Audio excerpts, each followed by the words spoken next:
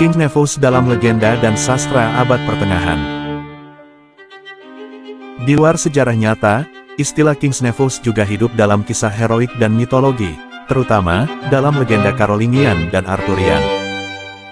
Pertama, dalam legenda Kaisar Charlemagne, para kesatria seperti Roland, Olivier, dan Ogier de Den kadang disebut sebagai Nevus of the King, bukan karena hubungan darah yang pasti, tetapi karena mereka dianggap sebagai anak muda kebanggaan kerajaan, penerus moral dan militer sang raja, dan dalam Chanson de Roland sekitar abad ke-11, Roland disebut sebagai keponakan Kaisar Charlemagne, karena simbol kesetiaan mutlak, dan keberaniannya di medan perang.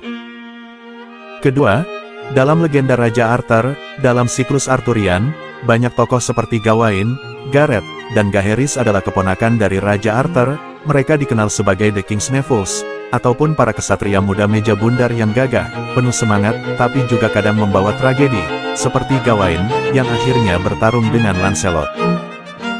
Di sini, konsep King's Nevus melambangkan generasi muda kesatria kerajaan, yang menjadi pelindung sekaligus simbol kebanggaan sang raja.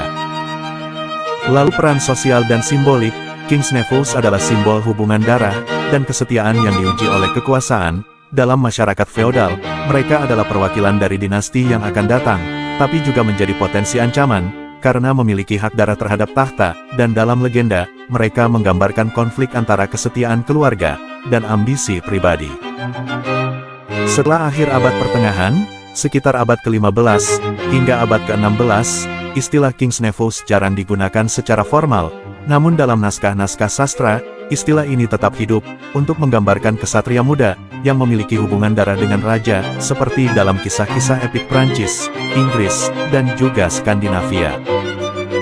Singkatnya, King's Nevus bukanlah jabatan resmi, melainkan sebutan sosial dan simbolis untuk keponakan raja, yang berperan penting dalam politik, dan legenda abad pertengahan, dan dalam sejarah nyata, mereka sering terlibat dalam perebutan kekuasaan, ataupun diplomasi kerajaan, serta dalam legenda, mereka menjadi lambang kesetiaan, kehormatan, dan juga tragedi, seperti Roland bagi Charlemagne, ataupun Gawain bagi Raja Arthur.